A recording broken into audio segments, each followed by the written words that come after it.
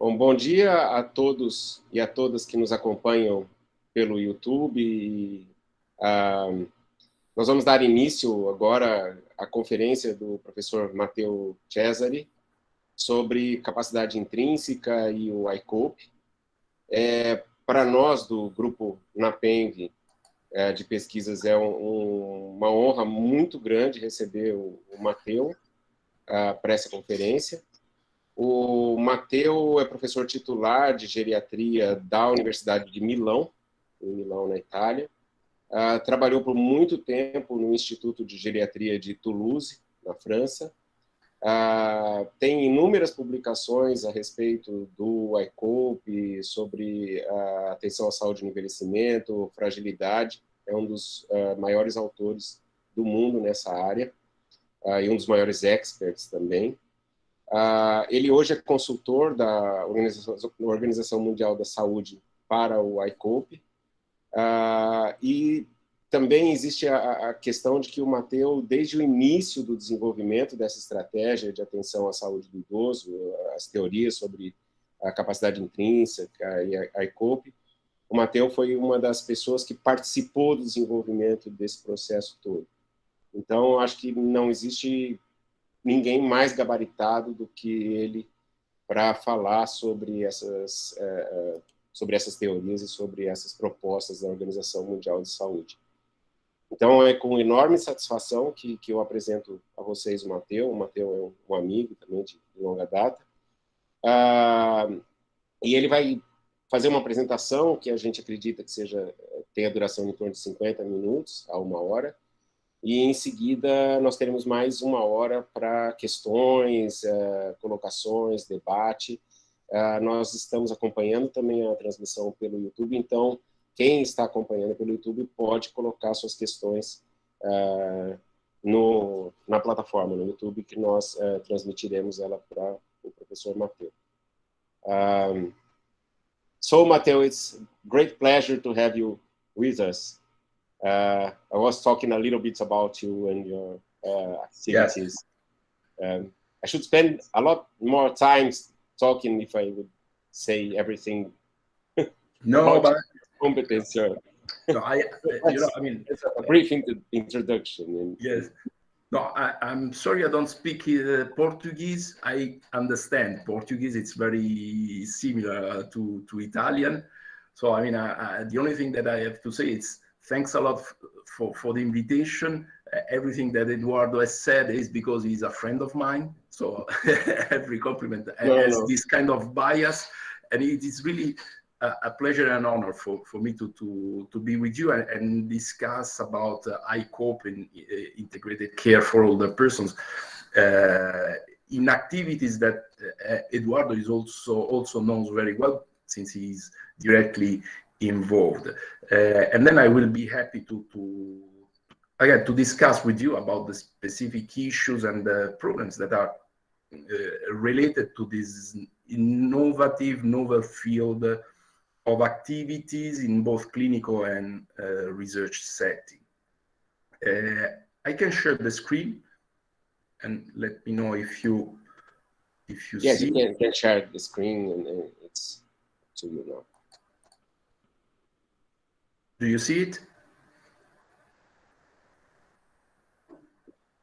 Yes, it's coming. We Okay. see it. Yes, we're seeing it. Okay, so this is the title, Intrinsic Capacity and Integrated Care for Older People, a new paradigm for healthcare. The two concepts, intrinsic capacity and integrated care, are very connected one each other.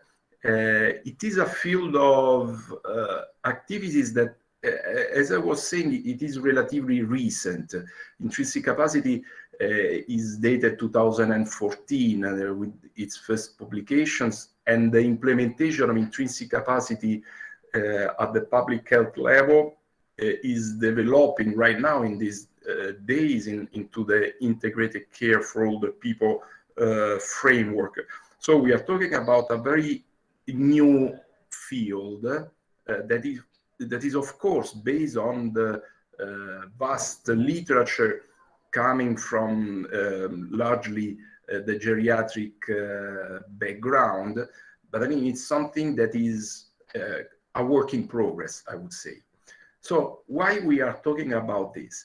This is the cover page of the Journal of the Royal College of Physicians of the United Kingdom. It is the cover that was published in almost 10 years ago, so it is already quite old. It created a lot of impact when it was published because it indicated a problem in the healthcare system.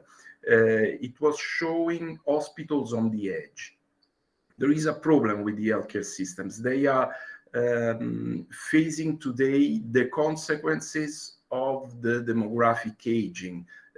Our populations worldwide are aging, and the older person is bringing to the healthcare system new conditions, new problems, new issues to treat and to manage, for which the healthcare system, as it has been conceived and designed, may be very frequently inappropriate and inadequate. And this is just an example of this inadequacy. And if we look at the date of the publication of this paper, 2004, we realize how old is the problem about the inadequacy of the healthcare structures and organization. This is a cornerstone paper for geriatric medicine, published in American Journal of Medicine 2004, where the Meritinetti and Terry Fried, two geriatricians, are discussing the end of the disease era. Mainly what they wrote in this article was that the organization of the healthcare system was designed for a population completely different from the one that is today referring to our services. Some decades ago, the person who was arriving at the emergency room was much younger than today, presented there with one single acute condition. There was a monodimensional treatment of that condition, and soon after the successful treatment of the condition, the person was able to go back at home in the environment where he lives.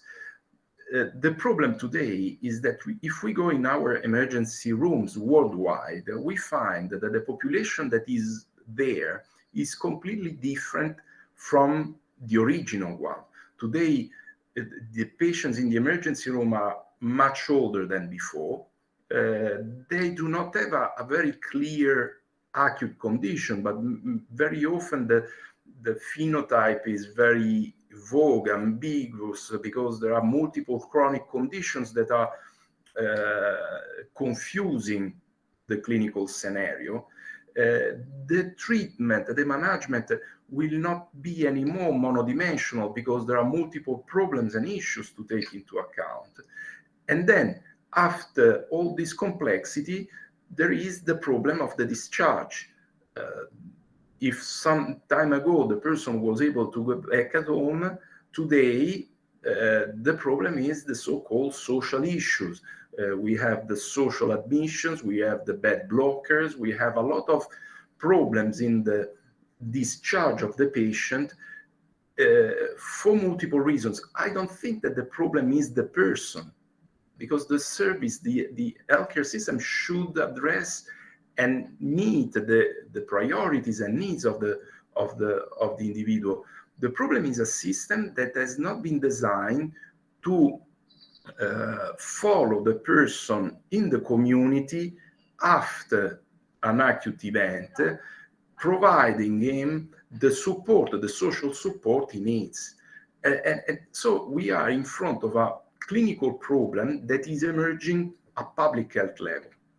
And these issues have been, again, repeatedly solicited by the field, the clinical professionals, but recently also major public health authorities have started to discuss about aging and healthcare priorities.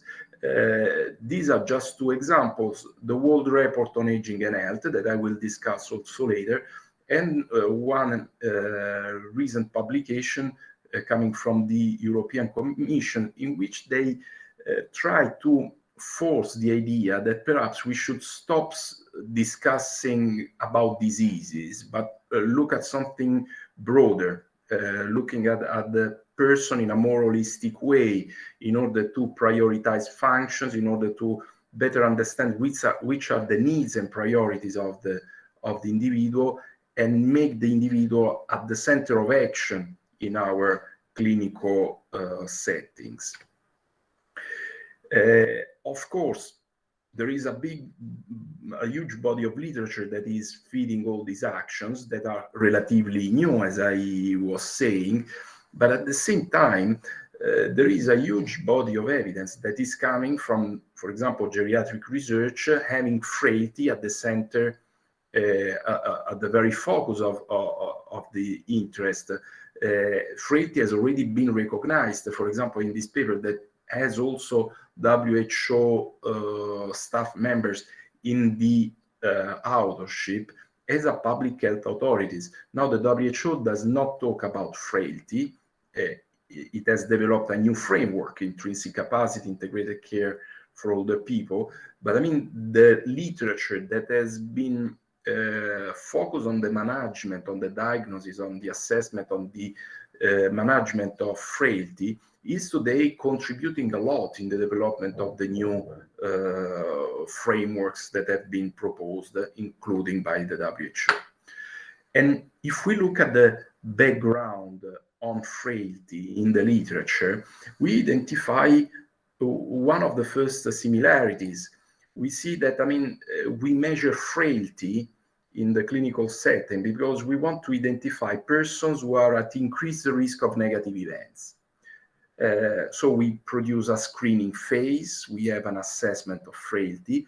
Once that frailty is defined and identified, then there is the so-called comprehensive geriatric assessment or comprehensive geriatric management, in which there is a person-tailored intervention that is designed, implemented, and followed over time. Now, this is somehow the structure of an intervention that is replicated in the intrinsic capacity framework in a different scenario. Here, we are talking about identifying problems for treating conditions. The intrinsic capacity and integrated care for older people is differently aimed to the positive part of the health status. It is not aimed at detecting diseases or deficits. It is focused at looking at the reserves, the capacities of the person, because the idea is not to implement directly clinical actions, but is a more general approach for promoting healthy aging, a positive concept.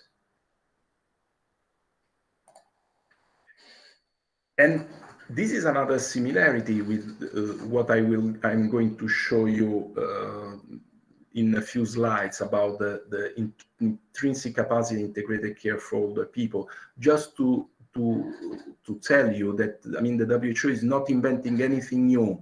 It is organizing existing evidence, very strong evidence, under a different scenario, with purposes and objectives that are very consistent with what the geriatric field has already been doing over time.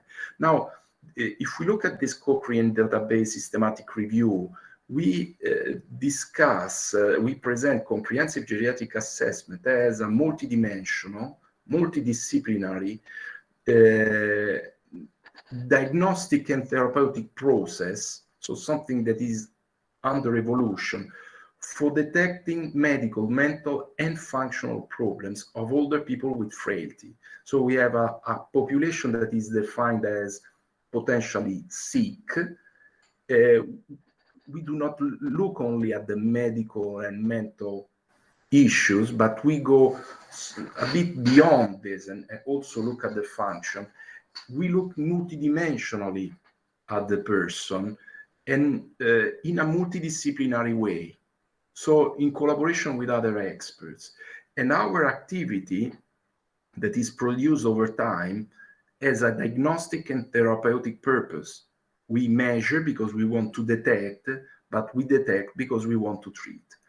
And this, at the basis of this, is also the need of developing a coordinated and integrated plan for treatment and follow-up to maximize overall health with aging.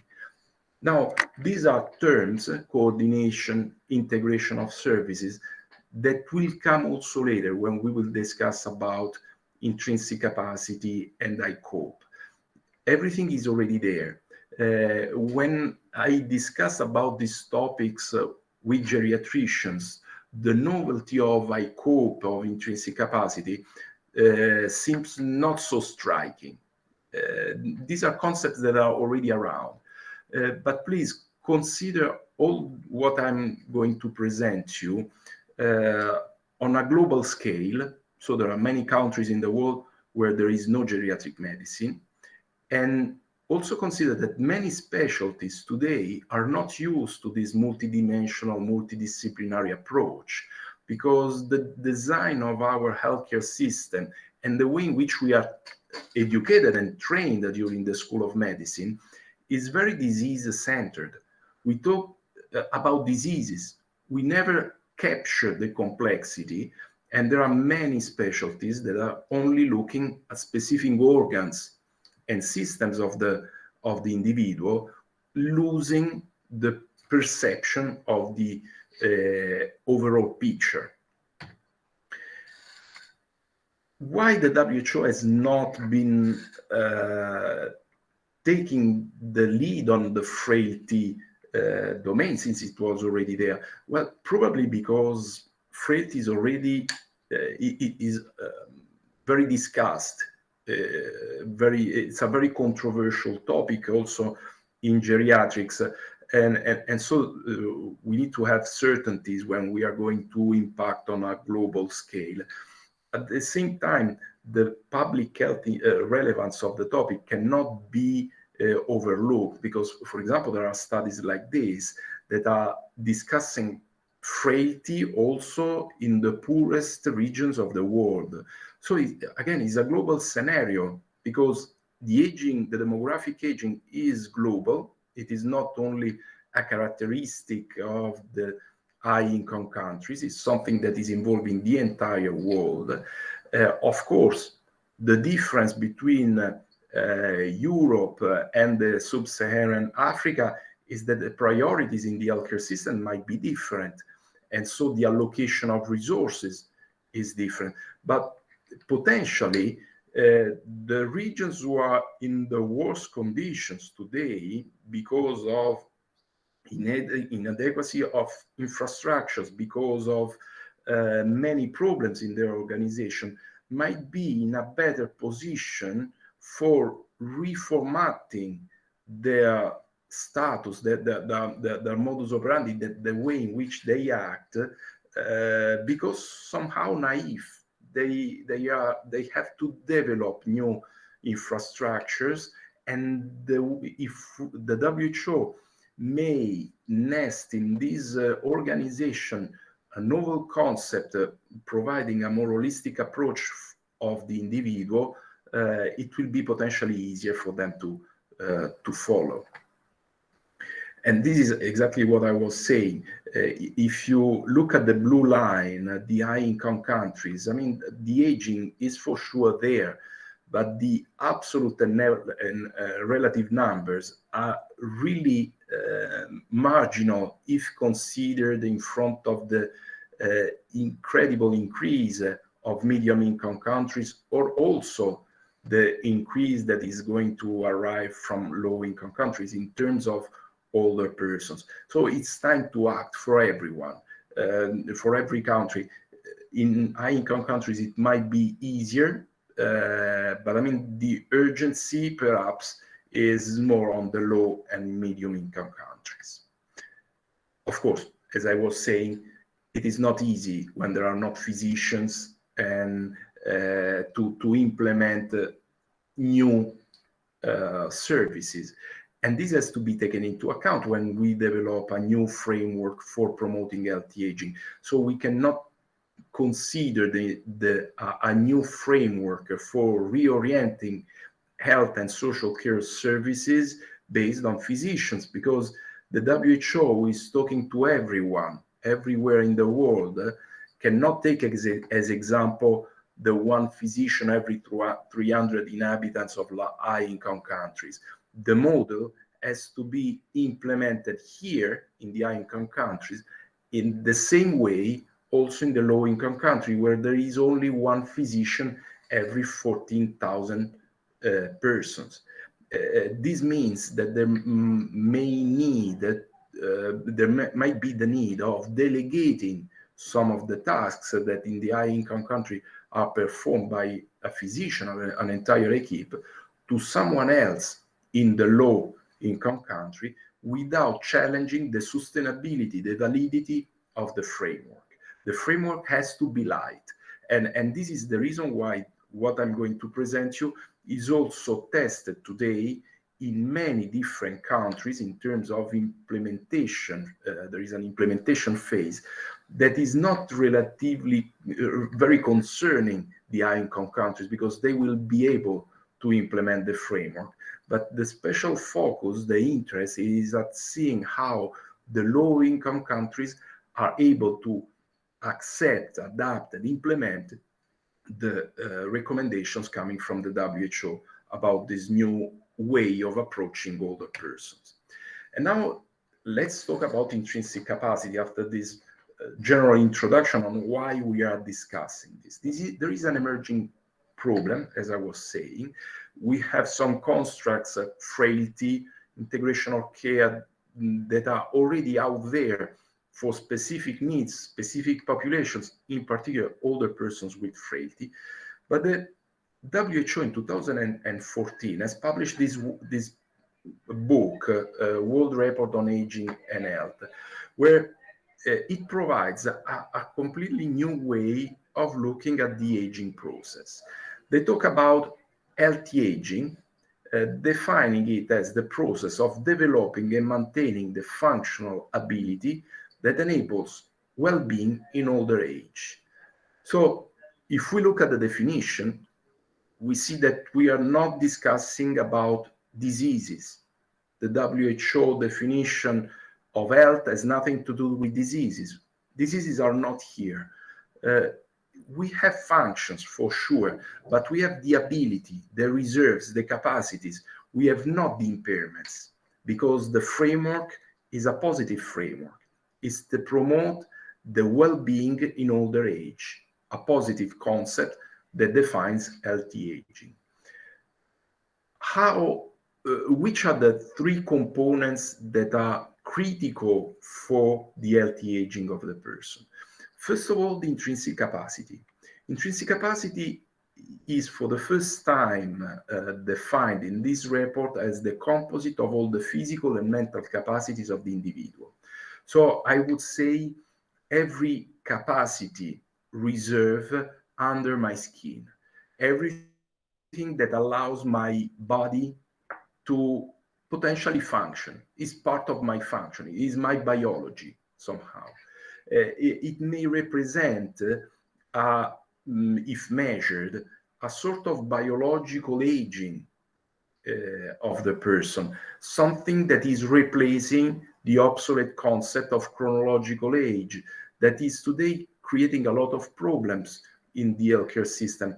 Let's think, for example, at the ageism that is today very common in our clinical activities, but I would say in the entire society. The intrinsic capacity, so my biology in terms of physical and mental capacities, interacts with the environment. So all the extrinsic world, everything that is around me, all the factors that somehow create the context in which I live. The interaction between my biology and the environment surrounding me gives life to the so-called functional ability that is defined as the health-related attributes enabling the person to be and to do what the person has reason to value. Let's make an example. I like to read, and for my benefit and for the society, because after I have read a book, I am in the position of teaching that book to my students. And my objective in my life is to disseminate education. The problem is that I have a vision impairment. Now, my intrinsic capacity, because of my vision impairment, is reduced. This reduction in intrinsic capacity may impact on my functional ability for my well-being and for the society, which will not receive the benefits from my training, from my expertise. How I can put myself in the condition of optimizing my quality of life and become functional for the society? Well, there is the environment. If I have access to care, if I have access to an ophthalmologist, if I have the money for buying the eyeglasses, I will be able to restore my intrinsic capacity with the device, and the environmental barriers will be reduced, and my intrinsic capacity will allow me to work at my best and at my maximum functional ability. In other words, functional ability, intrinsic capacity, and environment are the three critical components for promoting the healthy aging of the person and of the society. The functional ability is today, in a very general way, described as the ability to meet the basic needs, the ability to learn and grow and make decisions, the ability to be mobile, the ability to build and maintain relationships, and the ability to contribute to the society. I need the biology, intrinsic capacity. I need a positive environment allowing my biology to express at its best. And from the interaction between intrinsic capacity and environment, I will reach the functional ability, or I will try to reach the maximum functional ability as possible. Graphically, this is how the interaction between intrinsic capacity, functional ability, and environment have been described in the World Report on Aging and Health. You can see the intrinsic capacity as the red curve that is declining at a certain time of our life, and in a very steep way at the end of our life. Functional ability, our values, our priorities remain relatively stable over time. I mean, we do not change on our expectation a lot with aging. What is instead really increasing is the gap between the two curves, between the blue and the red curve, between functional ability and intrinsic capacity. The gap between the two curves is represents the environment. So our actions should be to maximize intrinsic capacity, so acting on diseases, acting on the biology of the individual, but also reducing the barrier generated by the environment, creating friendly environment. And in this way, we will be able to have the intrinsic capacity getting closer and closer to the functional ability curve. To do this, we have a lot of health services that may be activated over time according to the needs of the person. Some of them are largely related to the end of life, and I'm talking here about, for example, palliative care and social support to patients and caregivers. And we have the environment on which we have always to work in order to remove barriers and to promote capacity enhancing behaviors. Now, this is the general framework, but if we want to translate this new framework, if we want to move the concept of intrinsic capacity from the theory into practice.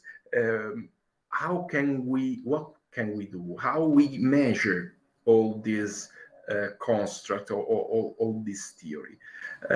Now, after the publication of the World Report on Aging and Health, there has been a number of systematic reviews of the literature that have been conducted in order to understand which are the key capacities and abilities able to represent the intrinsic capacity.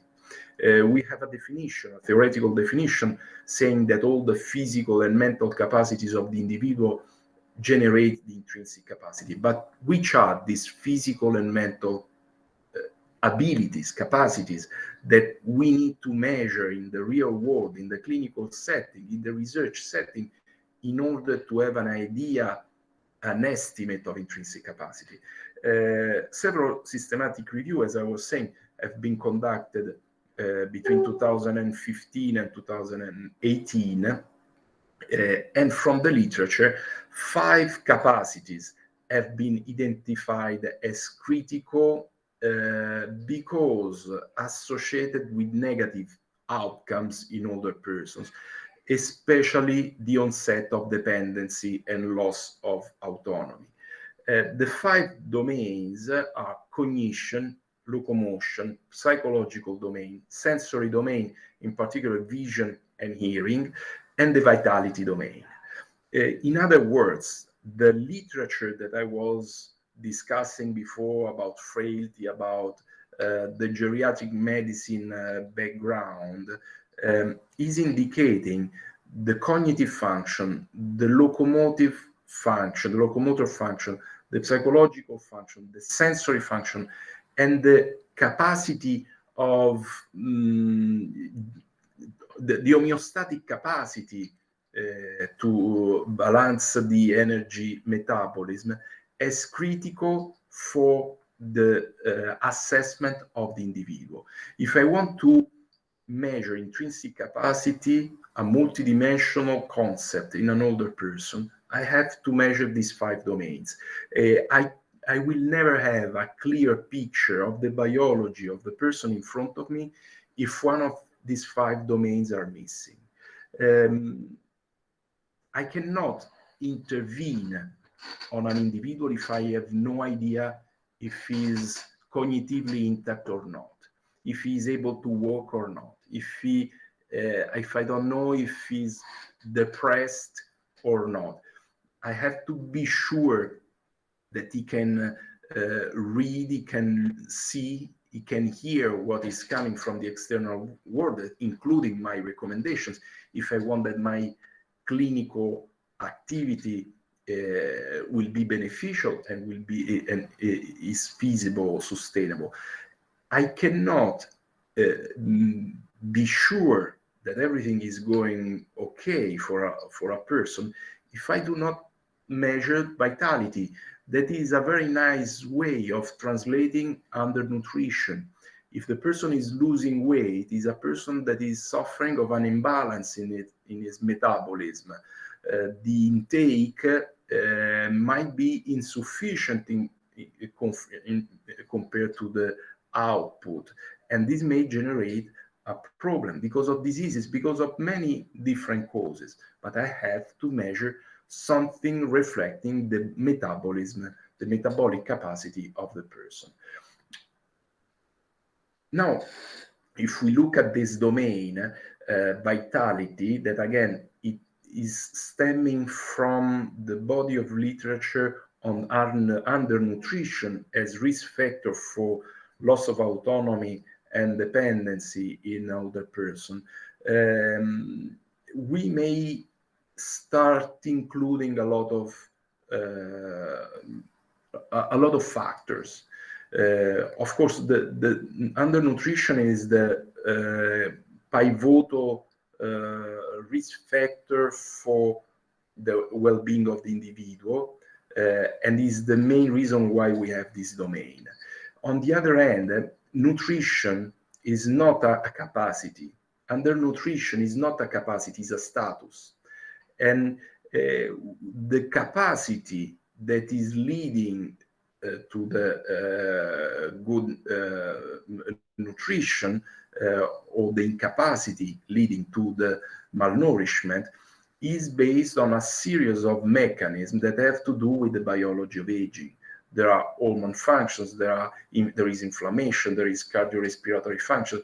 There are many other aspects that may feed this domain.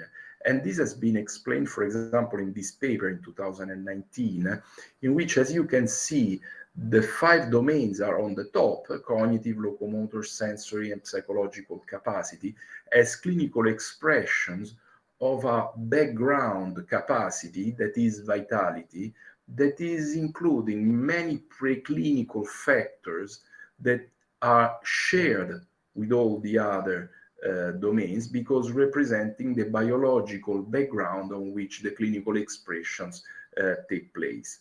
Now, by showing you this, I want to raise an alert. The WHO consider as official products only those with the logo of the WHO, and not necessarily the scientific papers.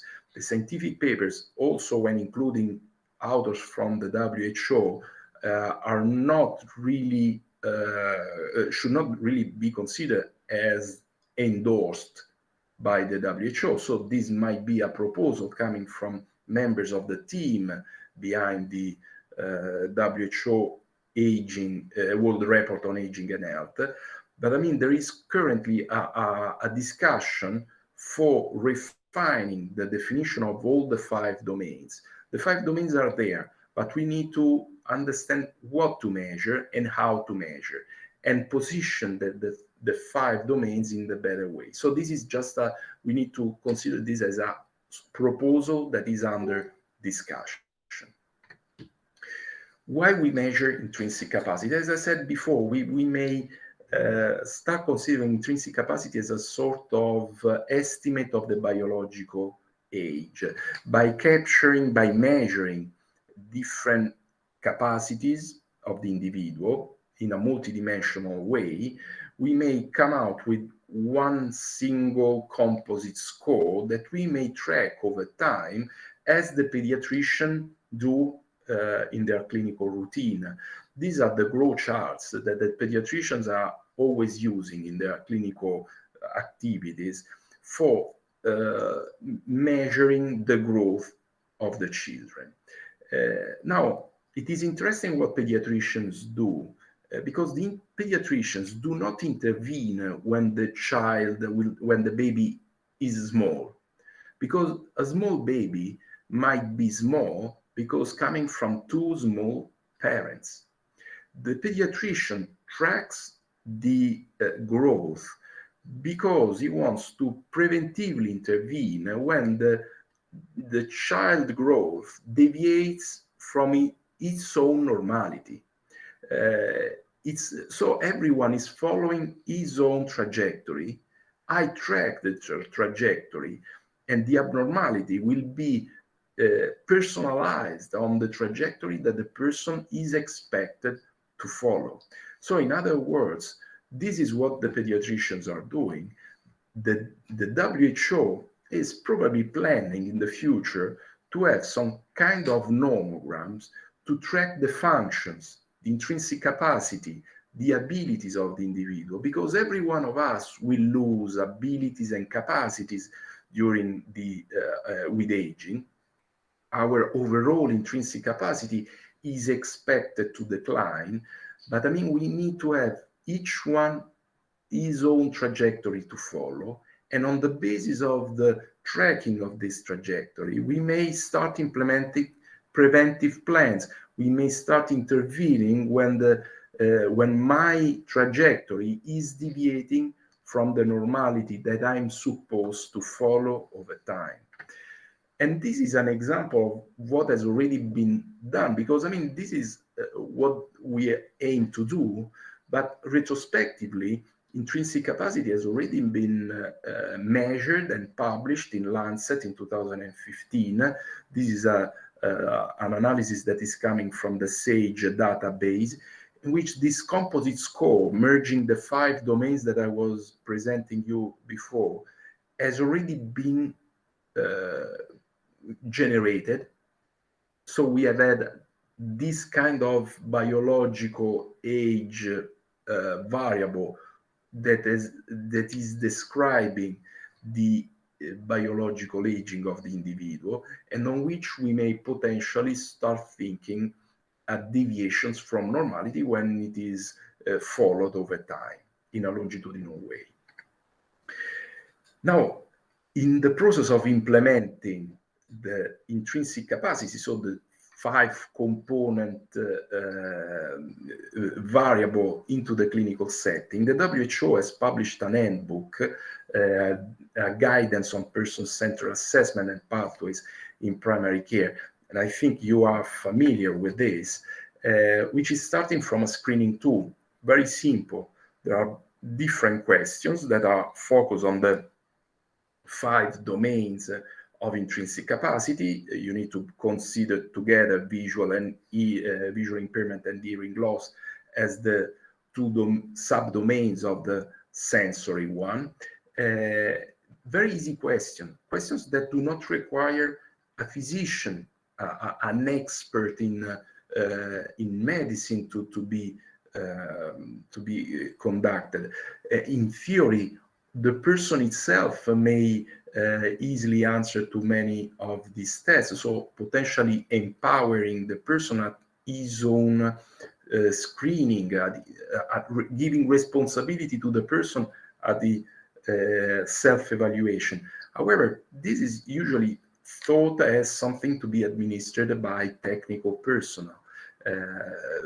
Very easily, if the person is experiencing one issue at the different domains, that positive result of the screening will lead to a second phase. So we have the step 1, screening in the community, because this is designed for primary care primarily.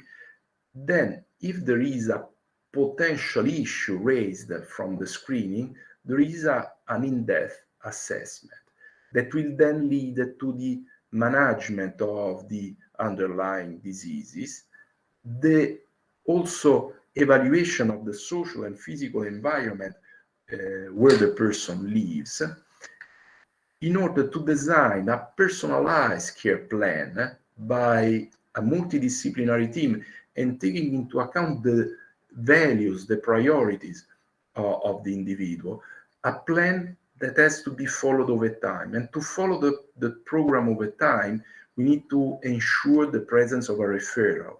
We need to monitor the effectiveness of what we have planned in order to eventually intervene with corrections. But there is also a step 5 that is important. We need to engage communities and support caregivers, because we start from the person with its biology, with the intrinsic capacity. We develop a person-tailored intervention, but then there is the environment, there is the society where the person lives, that has to reorient its priorities in order to promote healthy aging, and so communities and support caregivers. To do this, the WHO has also developed a specific app, because, I mean, everything that I've discussed up to now has a great potential when translated into the technological world.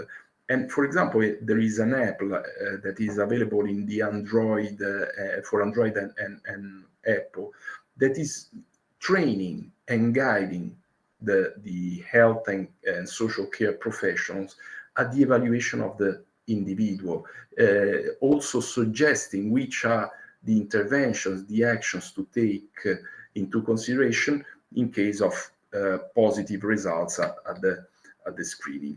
Indeed, the WHO really believes a lot in the technological devices and the benefits that the technologies may produce in the reorientation of the healthcare and social care systems. And we need to consider the public health potential of technologies for clinical purposes. This is a study that was published in 2017 in Nature, in which the authors, taking advantage from the more than 600,000 actimeters included in smartphones, were able to describe the level of physical activity region by region across the world. So they were somehow able to produce the map of sedentariness across the world. This has an impact on public health, because a policymaker may, on the basis of data like this, start allocating resources where needed. If I have a certain region in my country that is more sedentary than another one, I may start focusing and allocating dedicated resources to that region and use other money from one that is already well performing and may have different needs.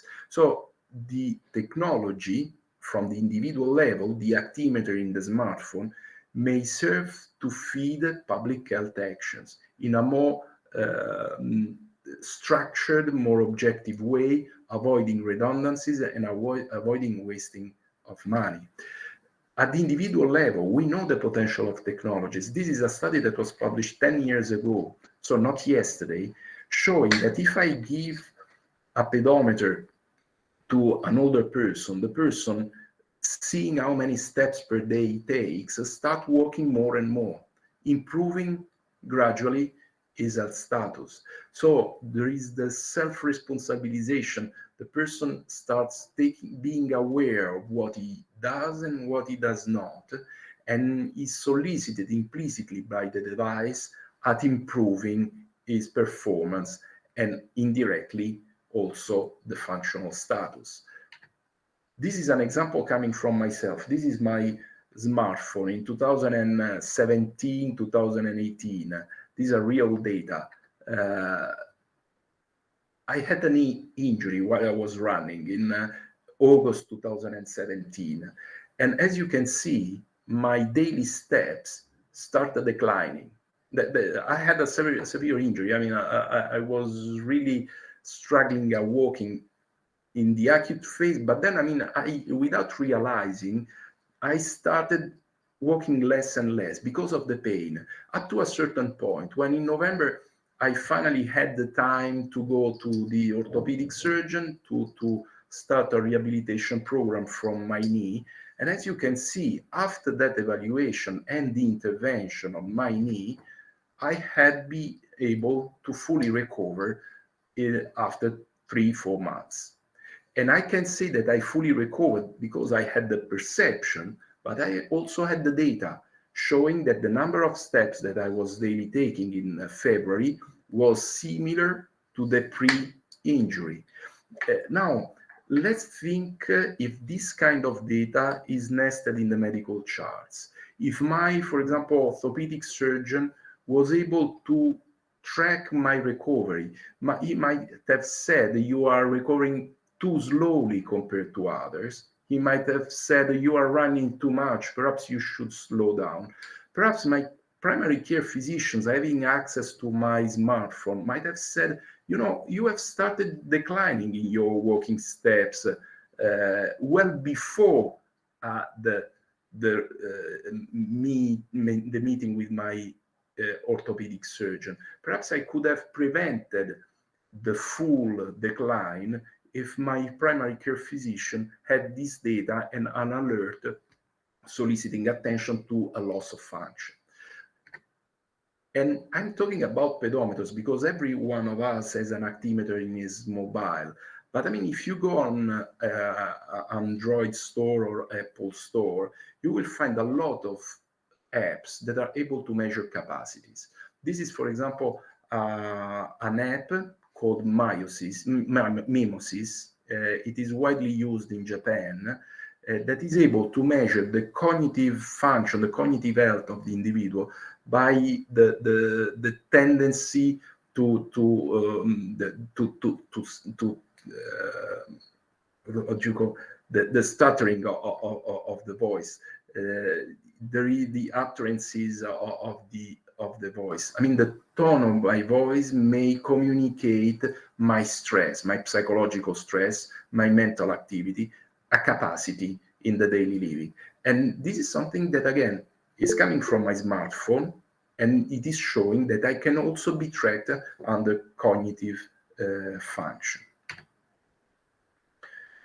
Now, if we take all this data and we start implementing them in the care system, we start having a huge amount of information, of clinical information, because here I've been talking about functions, capacities, mental capacities, physical capacity to walk. All this information integrated and coordinated may generate a new way of practicing medicine. The assessment of the older person should always lead to the development of a person-tailored multidimensional goal, with also the principle of self-management, because the older persons are growing in absolute and relative terms everywhere in the world, and there will never be so many geriatricians, physicians training the management of older persons for keeping them out of the hospital. We need to self-empower the person at taking care of the health status, of his own health status. And so we need to implement the preventive strategies where the person lives. And this is the idea why we are talking, behind the reason why we are talking about integrated care for older people today. There is a strong component in the community and in the person himself. What is integrated care for older people in the mind of the WHO? Integrated care for older people reflects a continuum of care, something that is following the person, and something that is needed to reorient the health and social services for making them more person-centered and promote a coordinated way of providing services and care. We live in a world that is very fragmented, and there are full of redundancies and overlappings that are really challenging the continuum of care, create confusion, create really contradictions, and the person is lost in the center instead of being at the center of the action. The aim of the integrated care for older people is to maximize intrinsic capacity and functional ability. To do this, there is the priority on person-centered assessment and care plans. As I said, it is aimed for the community, for the home-based interventions, because it is thought that this is the priority of the individual, to live where he ages. The system should have the hospital in a second position, because it's not our aim to live in the hospital. So we need to bring the care where the person lives. And to do this, we need multidisciplinary care teams, also for facilitating the implementation at the community level. This means self-management, means also support of caregivers in those persons who have completely lost their intrinsic capacity, for which who may still maintain the objectives, the values, giving dignity to their life, the so-called functional ability, but for which there is a huge environment that is preventing them for successfully achieving this. Now, this is the curve that I have shown you before at the population level. Integrated care for older people starts when the intrinsic capacity begins to decline, but as you can see, there are functional ability, intrinsic capacity. From I would say from the birth up to the end of life, we will always have the promotion of intrinsic capacity and the prevention of declining intrinsic capacity as two pillars to always have present. We have services that are starting to be activated at the end of life, palliative care and assistive care, and we have a lot of services, acute care, rehabilitation, intermediate care, subacute care, a lot of services that are there to support the actions and to maintain the two curves as much stable as possible at the highest levels. Now, if we look at the person will not have a so linear trajectory of intrinsic capacity. Perhaps the functional ability will remain stable, but as you can see, the person may suffer over time of acute events who are fully recovering, but also of acute events that may leave some consequences, some acute events that will not solve and just degenerate into chronic conditions without an exit. And so this provides a new way of looking at the integrated care. We always think of integrated care as something that is related to the end of life. In reality, under this approach, integrated care is always there. I can activate some services, part of the integrated care, including long-term care services, according to the needs of the person. So the person is at the center of action, and according to the loss of capacity, the loss of abilities, I might be in the position and I may have the opportunity of opening, even on a temporary basis, even for very focused intervention, some services that will allow the person to regain capacities, regain abilities, trying to meet the functional ability as expected, with an integration of services and expertises.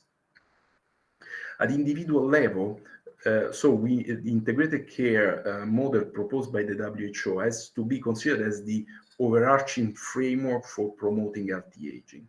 It is the instrument for which we may help people at functioning at their best, regardless of age and diseases. It is thus applicable to everyone and to every setting. The long-term care should not be considered as the facility, as the nursing home. Long-term care is something that has a much broader meaning. Is the care for conditions that are not acutely resolving, but is something that might be activated also earlier in life. Is something that is about the person, it's the need of the person that is activating the long-term care. It's not the facility, it's not a setting per se.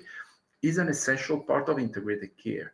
And the integration and coordinated provision of services, from the preventive services up to the palliative care, is under the umbrella of the WHO approach for integrated care for older people.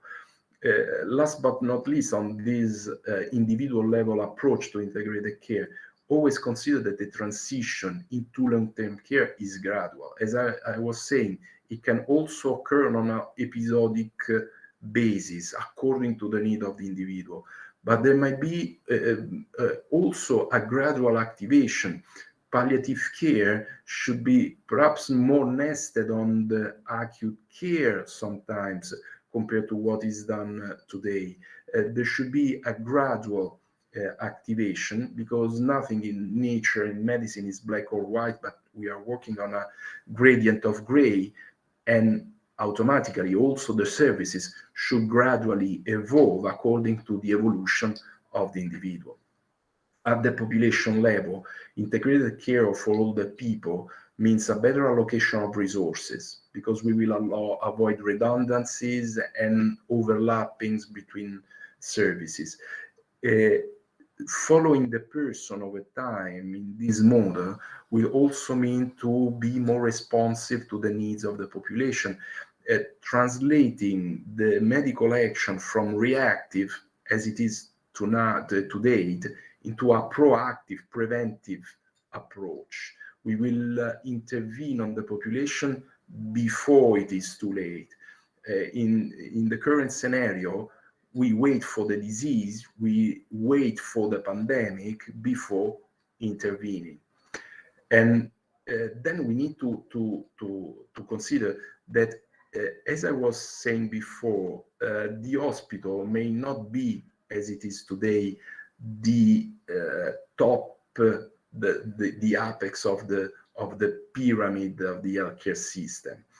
Perhaps instead of looking at the healthcare system in a vertical way, with many systems, the best one, the hospital, and then many other fragmented, isolated silos, probably we should look at the care system, health and social care system, as composed by many settings, all at the same level. Because if they have to communicate to each other in order to promote the continuum of care characteristic of the integrated care approach, they need to have equal value, equal dignity, equal allocation of resources according to the needs that they have. Of course, the hospital will always be the most expensive part of the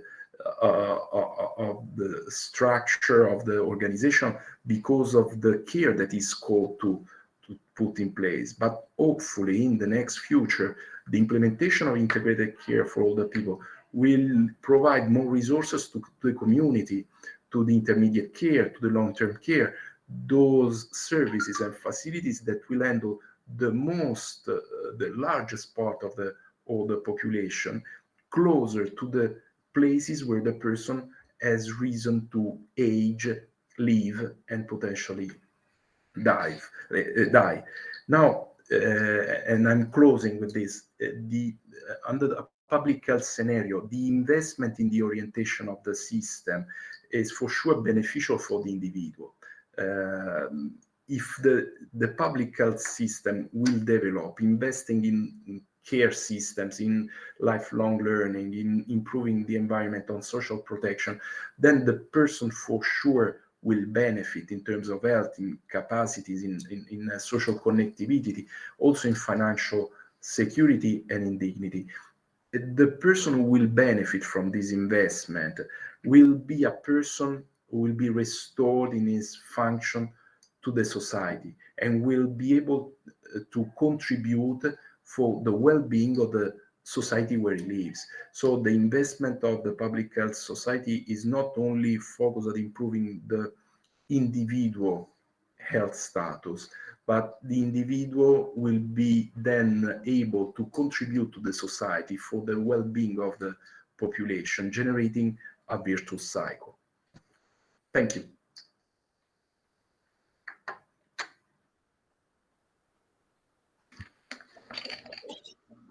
Thank you so much for the excellent talk, Matteo. I think it was very broad, very enlightening. It shows it's kind of a landscape. We could see all the sides of this initiative, from the intrinsic capacity to healthcare system and society. It has been a very broad explanation of ICOPE. Thank you so much. And now I think I will open for questions. I think there are a few questions from the YouTube transmission, and also we have space for questions by the group with you now. Victor? Hi, Professor. It's a great pleasure having you here with us today. Hello. Thank you very much for your lecture. I'm a great enthusiast of the ICOPE strategy since I knew it in Toulouse in 2020. So it's a great pleasure to watch you here with us. Thank you. And we have some questions from our YouTube viewers. We have a question from Marcus Scheischer. He asks about the vitality domain. It has been evaluated with different tools, and WHO indicates the use of M&A to assess the domain. And what is your opinion about this issue? And it's a great question, because it seems that vitality is a major challenge on primary care clinical practice. So nutrition was chosen to estimate vitality, but some older people may have vitality losses even when they are obese, for example, especially if they are obese and sarcopenic. What alternatives do you think can be proposed and tested to assess vitality in these individuals? We'd like to comment about this. Thank you. Now, vitality is the most complex domain of intrinsic capacity, for sure. It's the one that is most controversial, and really it is creating a lot of problems because there are a lot of variables that may feed it. As I said, at the very beginning, the part of the literature that was including that domain in the intrinsic capacity construct was that body of evidence showing that undernutrition, not obesity or overnutrition, but undernutrition is a risk factor for disability and dependency in older persons. In the literature, the undernutrition is a risk factor. It's more controversial about obesity and incident disability, the obesity and incident disability relationship. So undernutrition was there from the very beginning. Then there was a discussion, and for example, as I said, I mean, undernutrition is not a capacity, it's just the phenomenon, the clinical expression of something that is going on in the organism at the metabolic basis. So what is feeding this metabolism, this alteration, this modification, abnormality of the metabolism? There might be inflammation, oxidative stress. There might be a lot of conditions. Let's think about heart failure, COPD. There might be a lot of problems. Looking at the literature, there have been some studies that have started identifying specific biomarkers related to the metabolism, for example, glycemia, cholesterol, or the IGF-1, inflammatory markers, CRP, IL-6. There are also markers, for example, like hemoglobin, that are showing somehow potentially malnutrition, but potentially also the weakness of the individual. At the clinical level, some biomarkers that have been nested, that has been considered for the vitality domain are also, for example, the hand grip strength. So the production of strength that is different from locomotion. Now, this is generating a huge controversy. Now, there are several working groups ongoing at the WHO for discussing the emergent evidence and at the same time providing more direct recommendations. So everything to now is just providing a global scenario, but there will be more details that will arrive in the next month. One of the reasons why nutrition will likely remain there is that it is easy to assess. It can be assessed everywhere in the world, independently of the socioeconomic status of the person. It will be more difficult to measure CRP or IL-6 in this domain. And at the same time, clinically evaluating an individual without knowing if he has lost weight or is at risk of being sarcopenic, it's something that may lead to the loss of an important part of the puzzle. So I think that there is an ongoing discussion there. There are a lot of details that are today just under development. Considering this, and just to end this question, if it is sufficient, that we need to consider three levels when we approach these domains. First of all, there is the concept. So vitality. Let's start defining what vitality is. And we have already some ambiguities on how to theoretically define vitality. Then there is a second level. Which are the components of this concept that are worth to be measured because sufficiently representing that concept? And here we have an heterogeneity. We have inflammation, oxidative stress, muscle strength, hemoglobin, we have malnutrition. And then the third level, we have the instruments with all their weaknesses and strengths. And when we talk about instruments at the WHO level, it's even more complicated because the instruments should be applicable everywhere in the world and sufficiently validated everywhere in the world. So this is just giving a picture, a feeling of the complexity behind this. At this time, I think that measuring the way that the malnutrition is the easiest way to go. but there is a study on BMJ, the one that I've shown you, BMJ Open 2019. There is another one that is going to be published. I think is ahead of printing journal Gerontology, with also an editorial about the role of nutrition in the vitality domain that are over there to provide some examples.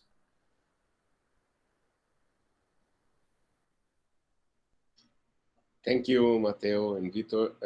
Wilson Jacob, Professor Wilson Jacob from São Paulo. Hello, Professor Cesari. Congratulations for your speech.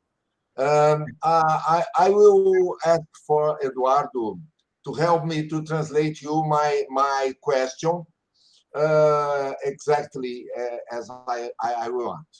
Eduardo, eu queria que você perguntasse ao professor Matteo o que ele acha, já conversamos sobre isso, mas o que ele acha de denominar todo este entorno do indivíduo, cuja capacidade intrínseca nós vamos avaliar cada vez melhor, de este entorno nós darmos a denominação de uma capacidade extrínseca. Okay. Matteo, I don't know if you understood Wilson in Portuguese, but he's asking that if we consider everything that is inside the person from our skin down is intrinsic capacity, what about naming the surrounding, defining the surrounding environment and everything else that's around the person as extrinsic capacity of the person and interacting with the intrinsic person? My Portuguese, my lack of Portuguese, I understood the question also in Portuguese. But no, right. You need to consider that the WHO is also working on the environment. So in this way, by using a terminology that is consistent with other actions under the WHO, might provide a wider dissemination. There are ongoing activities, for example, at the WHO about climate change and health. So if we start considering the environment as environment, trying to have it as a transversal term across all the actions for consistency reasons, it might be helpful for improving the dissemination, also outside of the health scenario, although the healthcare scenario. I think this is the main reason.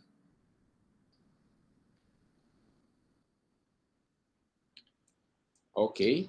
Now Dr. Renato Bandeira de Mello is staff of the University of Rio Grande do Sul in the south of Brazil. So also a member of the NAPEM. Would like to ask you something. Hello. Professor Cesari, thank you so much for being here with us. It's an honor. No, it's a pleasure for me. Oh, that's great. So what I want to comment and ask you is, I'm currently a consultant for the Pan-American Health Organization's office in Guyana, which is a small and poor country in South America.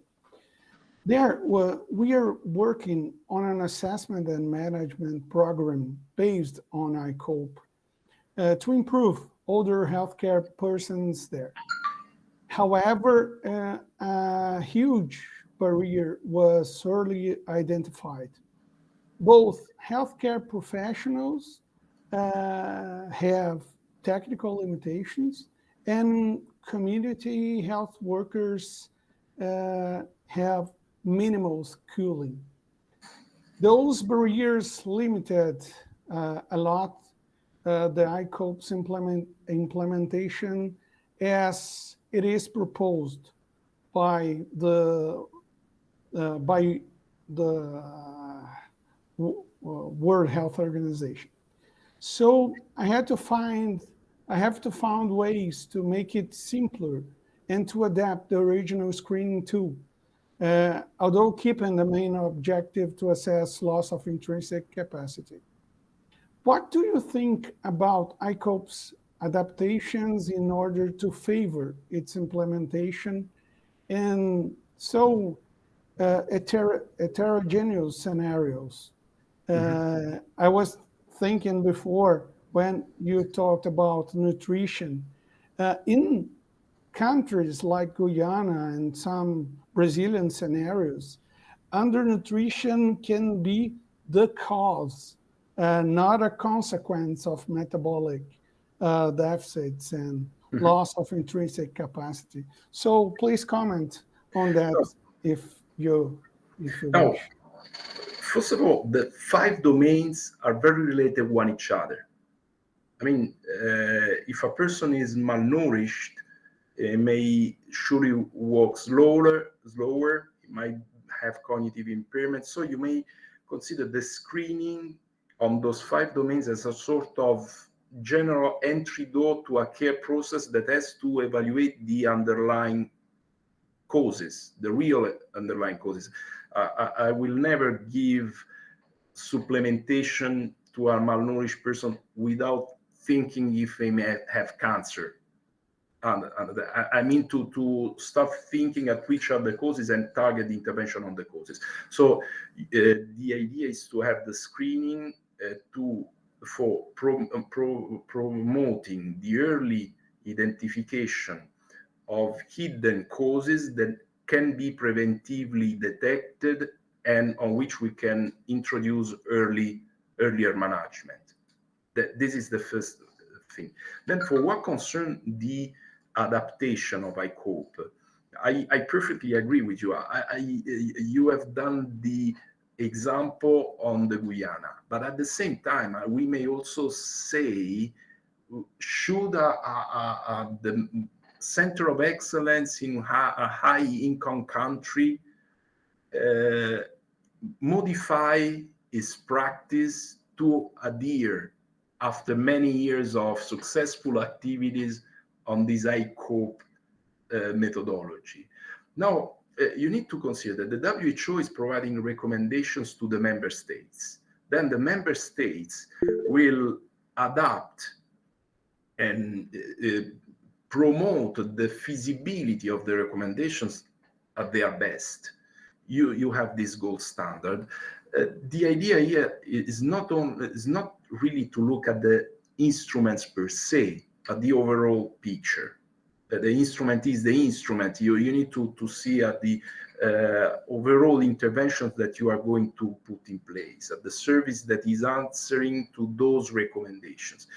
The questions that have been included in the ICOPE screening tool are for sure feasible everywhere, are very easy. Seems to be also culturally acceptable everywhere in the world. But this does not mean that you may, in your clinical setting at the micro level, adapting that, maintaining the overarching structure of the framework according to the needs and priorities of your activity. It is important to consider the 5 domains, but then you may scale them up or eventually arrange a downgrade of them if that is the maximum that you can do with the resources that you have. But for sure, it has to be there to be a complete evaluation. Thank you.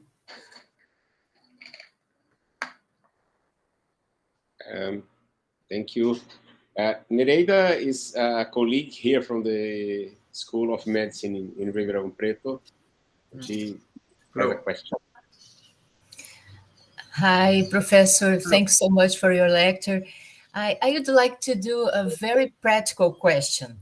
It's about our project. Considering that volunteers, when you talk about the screening of ICOPE, they will perform the get up from the chair 5 times. And considering that after I will do at the same day, the complete SPPB, what's better, to to repeat all the SPPB, including this part, or consider that I have done before the rise of the chair? Well, Eduardo knows this very well. I'm a very practical person. So also in order to do not bother too much the person and to us to repeat everything twice, time is money. I would say that the first one is already sufficient. It will be a deviation eventually from the standard of the short physical performance battery. But again, I don't think that there will be a substantial change, especially compared to the risk of losing credibility in front of the patient that will ask you, but you asked me to do this 5 minutes ago, why you want me to do it again? And so I think we need to leave especially in the research setting, we need to accommodate things and activities for the priorities of the person and to facilitate the access to research of participants. If they are burdened by redundant activities, I think that we are at risk of losing them, and they are working as volunteers. So I would do just once. Thank you. I have one comment. It's kind of a question and a question as well.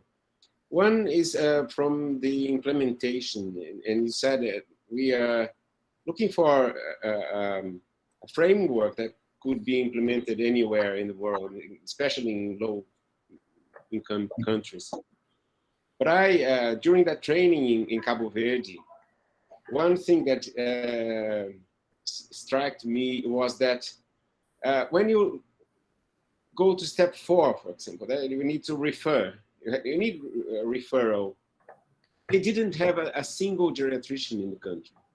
There's no such a specialty there yet. And then when it came to this point, I said, oh, well, this is a barrier in terms of the full implementation of ICOPE here.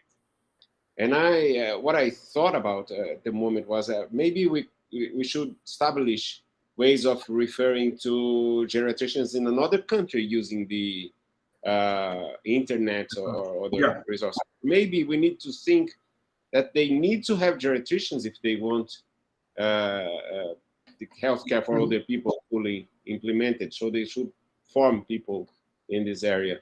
Yeah, I think this will be a barrier in many countries. Yeah, it is a barrier, but also in high-income countries. I mean, I live in a region. I mean, in my University of Milan, so northern Italy, I am the only geriatrician in the entire University of Milan, certified geriatrician. And of course, I'm producing with my school, my fellowship, geriatricians, but the demand is incredibly higher than the availability of persons trained in geriatric medicine. Consider that the WHO does never talk about geriatrician in all this framework. It is using the framework, but it is very aware about the problem of the lack of geriatricians, so talks about health and social care professionals trained in the approach and management of older persons. So you need to know how to deal with the problems of the old age, but it is not necessary to have a certificate on your wall. And this is the first step. Then for sure, what you are saying about the potential use of technology and how to disseminate outside of the academic centers, that's another important aspect to consider. Now, when in Toulouse, when I was in France and you came over there, there is also today a day hospital unit for the management of frail older persons. Now the persons were arriving to our center, coming from the community. But before the primary care physicians were put in the condition to send the patient to our center, we had to train them at the identification of frailty, because otherwise we're talking two different languages. So the first action for the promotion of this new activity was to go on the community, discuss with some primary care physicians, train them at what frailty is, how to measure it, and providing them some specific tools for the detection of frailty in their unit with their own language and signs, symptoms easy to capture. From this training on the community, then the patients start arriving to the hospital, and now it is a full working center of excellence for producing clinics and research. At the same time, another activity that we had in Toulouse, I've replicated here in Milan, is the connection with settings that are far from the geriatrician. So telemedicine, as you were saying. So we have contacts, for example, with nursing homes. There are clinicians in the nursing home, but they might be isolated. They might be in difficulty in front of certain problems. So there is a clinician, geriatrician that meets with them once per week, discussing the critical issues, and eventually organize some transfer, some protected discharge to the acute care unit for specific tasks, knowing that there is also a protected discharge at the end of the hospitalization. So there is this bidimensional communication that might be facilitated by technologies, but these are services that are starting from the need of training and raising awareness about some unmet clinical needs that are out there. Oh yes. And the other question is, we know that the proposal for the ICOPE is to apply the screening tool from mid-age, from 40s, mid-age of the person. Yeah. And I was telling you another day about the 78, 79 study we want to do, the first cohort here.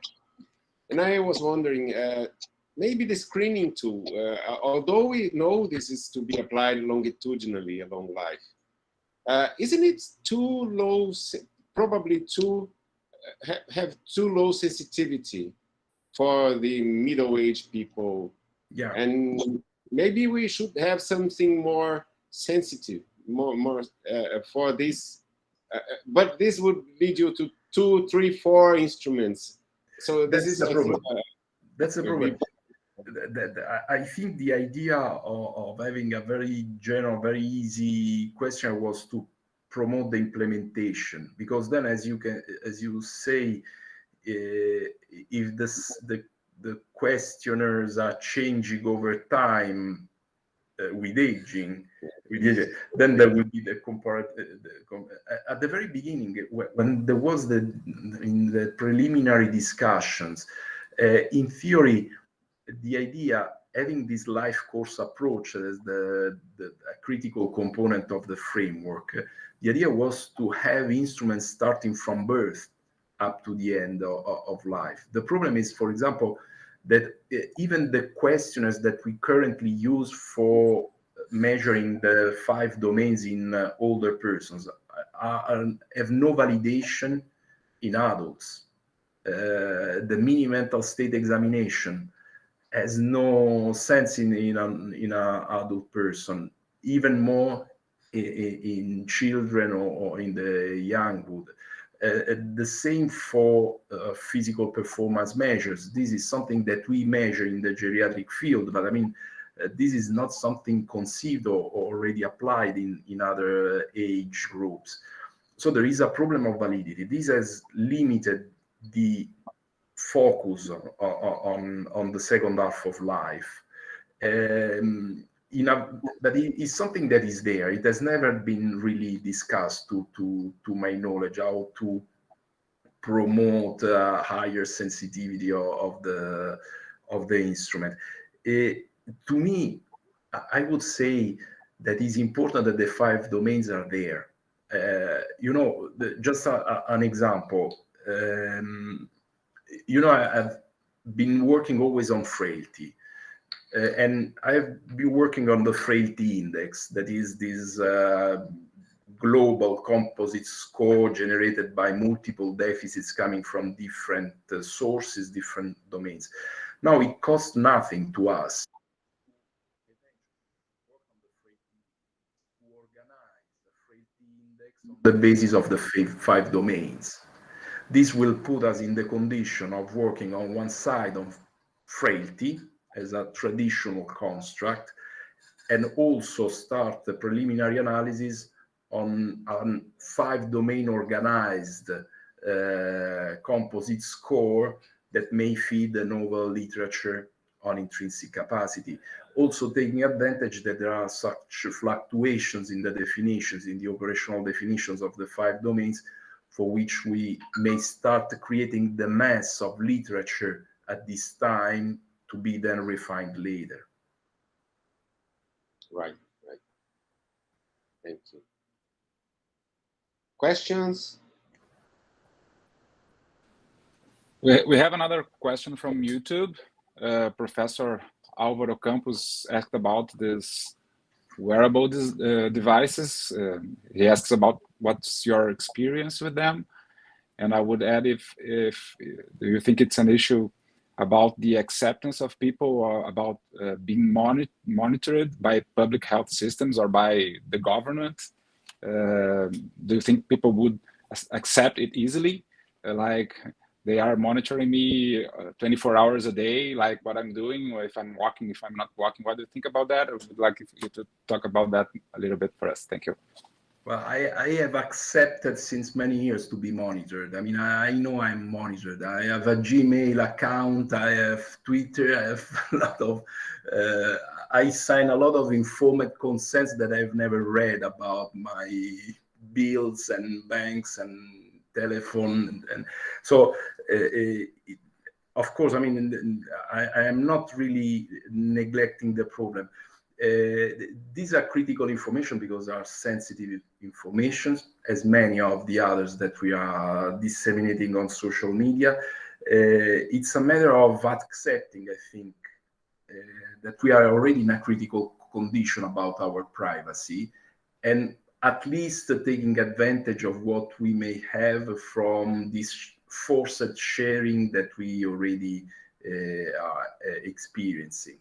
So I would have no problems if my primary care physicians will look at my data and sometimes give me a call to say, I've realized that you are declining on this function, and before I may perceive it, I might be happy, but it's taking advantage of something that is out there, and we cannot live without technology. So it's a matter of taking the best from what we have.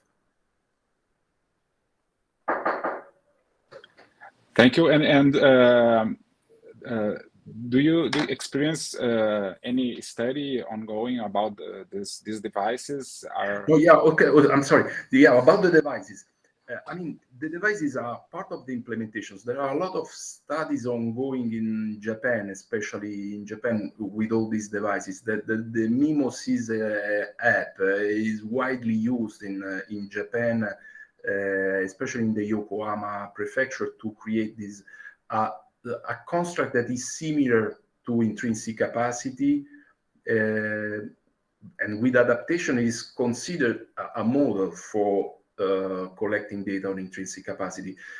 I've heard that, for example, in Singapore, the Ministry of Health or something similar is paying every older person who walks more than a certain number of steps per day, gives a special economic bonus in order to promote physical activity, because in this way people get active, receive bonuses, economic bonuses. and there is an improvement in the prevention, in the promotion of healthy behaviors. Technologies are useful. I usually use them in my clinical activity to measure also my father and my mother. I ask them to show me sometimes the number of steps that they are taking. You see when they are getting better or worse. These are functional, are vital signs. I think there is a huge potential there, and it might be useless, if not detrimental, to not consider it. There are a lot of programs in this. Consider, for example, there is the Sprinty trial in which we had a physical exercise intervention that was modeled according to the results of a pedometer. So someone looking at the pedometer in order to see whether it was the need of updating the program the person was in to reduce it according, of course, to the subjective evaluation of the individual, but basing on numbers. Because if you do not put numbers on something, it does not exist. So. Perfect. Thank you, Professor. Matteo, it's easy. Yeah. One thing that has been discussed in our group for sometimes is this very, very short and simple question. Is the chair rise enough for measuring locomotion? That's a good question. It gives you I don't think so, personally, because it surely involves the overall movement of the body. But I mean, locomotion is more complex. It's something that you need to imagine, organize, and especially when you are challenging the person over a longer track, that it's for sure more challenging than the chest and test. The chest and test is primarily a marker of muscle strength of the lower limbs. I'm not sure it is able to represent the complexity of the movement per se, especially the dynamics. I mean, you stand in front of a seat is different than taking steps and moving forward. This was a discussion that we had when we're still designing that study I told you in the beginning. But for example, I mean, people started to say, well, maybe we should improve this locomotion screening, and maybe we should add this or that to the screening tool for improving, for example, cognition assessment or something like that. And then we realized that we would be changing all the screening tool. And this is not, I think, one thing you want to do now, considering the proposal of the World Health Organization. Maybe we should test this instrument. That's where we ended up deciding. We need to try this and see other variables. And then maybe in the future suggest to the World Health Organization that we found that this is not. Eduardo, is the same of saying that on the other end is the same of saying that the gait speed is representative of muscle strength. Yeah, I mean, it's a component. Perhaps, I mean, when you were talking, I mean, I was thinking perhaps the time up and go test might be a compromise between the two, where you have the person sitting and rising for the chair or small walk is more complex. But again, I think that the instruments are very specific. They are providing some, with their weaknesses, some ideas, and then it's up to us to modify, adapt them, and give validity to our hypothesis. But you agree that we should preserve the instrument the way it has been proposed for the trial, for the study? Yeah, also in order to be consistent and be able to compare your results with the others. I mean, if you have the idea that the chest and test is not the best way to go, the solution is to have the chest and test plus another instrument. Yeah, that's what we are intending to compare. Then. Or validate yourself another instrument compared to the standard in order to eventually move forward from those weaknesses. Because you may also eventually introduce in the protocol an adapted version of the chest and test and take advantage of the data collection to validate it. Yes, you're right. Okay. Any other questions? Otherwise, I will ask more questions.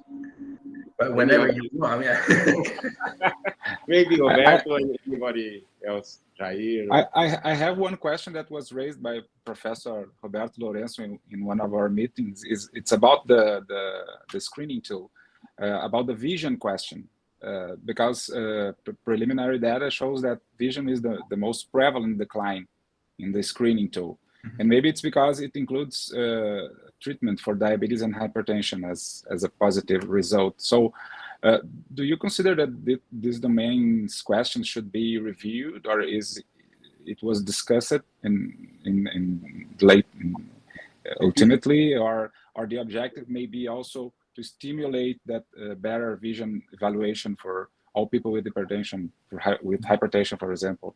What do you think about this vision screening question? The vision screening, I mean, all the domains are under revision. So this is the preliminary proposal that the WHO has published in order to start thinking in a different way.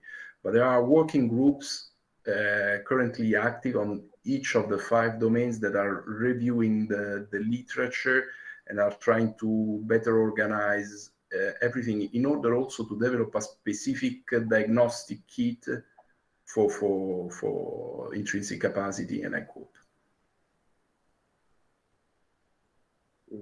Actually, we'll try to validate those tests here in our sample on our research project in order to maybe help you with it would be great with more data.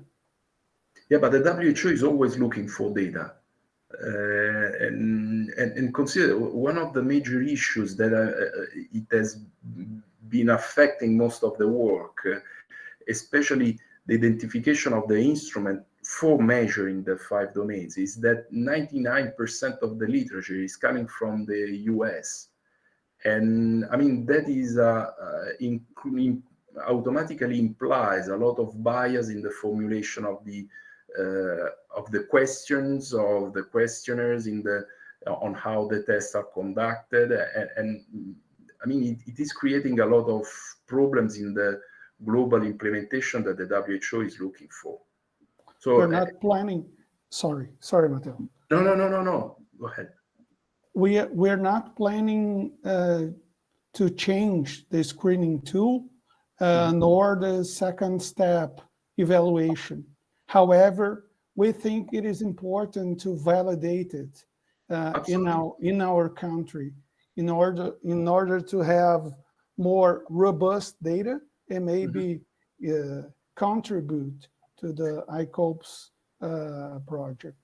But absolutely, there are currently 2 studies that have been, the BMJ Open study, the one that I showed with the redistribution of the domains, has been replicated in the Journal of Gerontology, currently ahead of print, with a different code coming from China. And I mean, because the intrinsic capacity construct, especially given the heterogeneity of instruments that are currently used for measuring the 5 domains, has to be validated itself. So every opportunity of replicating and giving validation of what is there is really crucial and may feed the discussions that are right now ongoing. For example, on understanding what should be included in the vitality domain, because sometimes you see that in a certain country, a biomarker is more useful than in another one. And this may generate the body of evidence on a specific field that up to now is very strongly related to a literature that is working in a different way on frailty, on negative things, and not on reserves and capacities. I mean, it was not easy to come out with this framework, because if you go in PubMed, you will never read about reserves and capacities, which is the aim of the WHO, because it wants to talk about healthy aging. We always talk about diseases, of impairments, on things that are going bad. And these are not immediate two phases of the same medal. I mean, reserves are completely different from deficits, are not just the plus or minus signs. Just one more thing. Yeah. You were talking about a paradigm shift. So let me ask you, have you ever think that maybe the ICOPE will have a positive side effect, that healthcare professional training in older person-centered care and healthy aging? I used to say that we don't have to prepare an army of geriatricians and gerontologists. We have to educate as many professionals as we can train for the imposed aging reality. Do you think that the ICOPE can have this positive side effect? I think so. I think that, I mean, after you are using I don't know, the mini mental state examination every day of your life, you know it by heart. And after a certain time, of course, it is always better to have a number, but discussing with the patient, you already are computing the mini mental in your mind. You identify an estimate, a rough estimate of the cognitive status, even without using formally the test in front of you. I mean, the instrument is, of course, important for giving numbers, but it is also a training tool for persons who are never seen specific aspects in their clinical activity. It is reshaping in which the person approaches the patient, because they start thinking according to the instrument. And this gives you the opportunity, for example, that if the screening tool of ICOPE enters in the head of every primary care physicians worldwide, many persons with hearing loss, or with weight loss, with vision impairment that are currently untreated because simply the problem is not seen, is not perceived as relevant, will start to be properly treated and will be introduced into a care system, into something that may modify the quality of life, bringing them to in support of the society.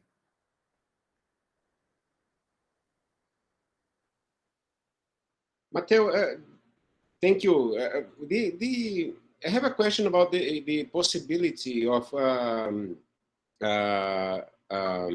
single score, a composite score. I know that you showed a slide on this, and there are some movements on. We should have a composite score for intrinsic capacity. But what we lose with a composite score, the discrimination of these losses. No, but it is something. I mean, the composite score will give you an estimate of an idea of the biological age. I mean, something, a multidimensional parameter. But then this should not preclude you from looking at the specific components, because then the decline on one component over the others might give you an idea on also the prioritization of the interventions, of the assessment for understanding the underlying causes. The only issue to take into account is that there might be the risk that since the 5 domains are very connected one each other, the decline of one might be also evident on the others. And so you will see them moving all together. But I mean, this is something, again, to be explored, because there is nothing on this in literature. Right. I think we have still a few minutes. We're ending our talk, but João Mazzoncini, he's a psychiatrist and works here at the primary care services at your university. He'd like to ask me to ask you. He congratulated you for the excellent presentation, and he said he's a psychiatrist who's been working with integrated care in mental health psychiatry since 1999. What do you think about using digital strategies to enable communication between stakeholders for integrated care within health system networks? That's to say, use integrated electronic medical records, periodic video conferences between professionals, offer online courses, facilitate communication with patients and family caregivers. Is the ICOPE implementation using this strategy? But that is something that has to be considered, that is considered as an important part. I mean, when we talk about the continuum of care, we also discuss about data that are flowing from one setting to the other in order to promote this continuation of care, to avoid the fragmentation of care that we have been living over the years, especially during the pandemic. So we need to standardize the language. And if we approach the person in the same way, measuring the same domains, then we will be able to track across the settings the evolution of the person. At the same time, this will also standardize the training of the professionals who will look at the same aspect critical for the health of the person. And the transition from one setting to the other will also allow to implement strategies for avoiding to intervene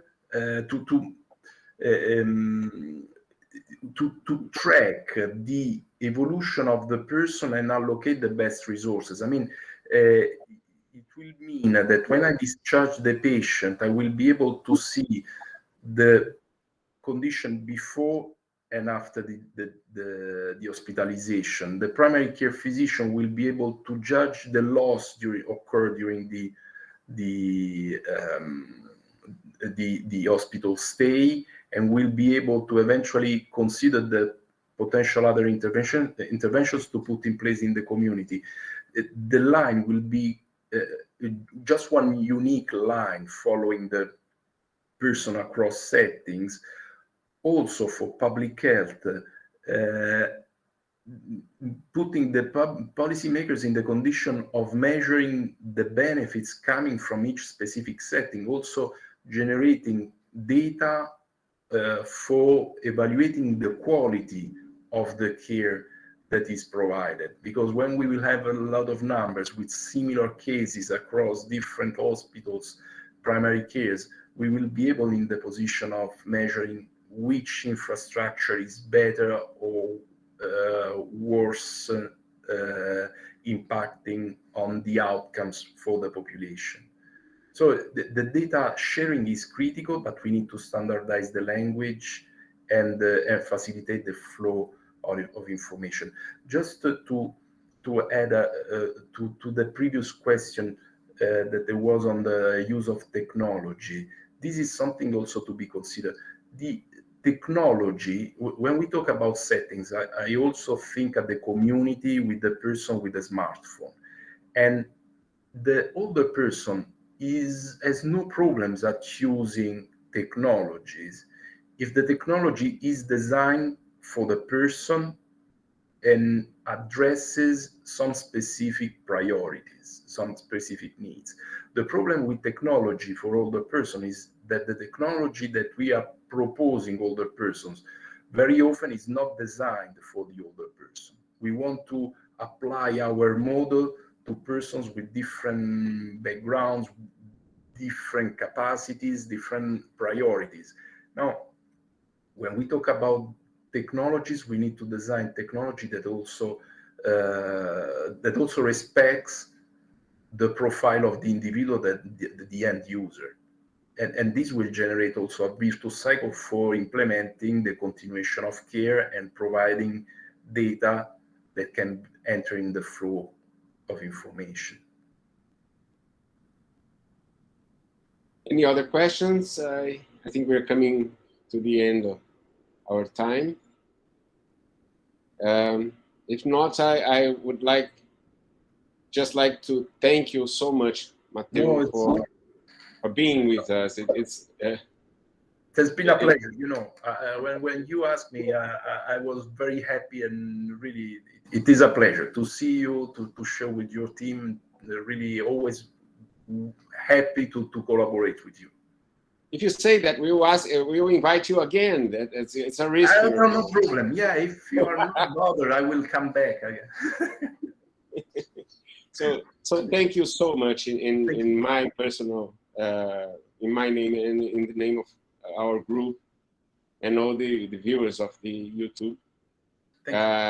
We had more than 60 people watching our talk and this discussion. I think this is very important for the country. This is very important for our science and for the healthcare of all the people in Brazil. So thank you so much for being with us. And thanks a lot, Eduardo, also because we grow together, especially on this innovative fields. We need to exchange like this, and besides of the friendship, I mean, it's also one of the reasons why on the professional side, I was very happy to accept the invitation, because I mean, it is important for everyone to understand how to move in something that yes, that's true. That's true. And I wish you the best for the next months. I hope the pandemic doesn't hit you too hard. I hope. Let's see. We'll keep in touch. Yes, of course. Thanks a lot to everyone. Então nós vamos encerrar aqui a nossa transmissão e voltamos a nos reunir brevemente.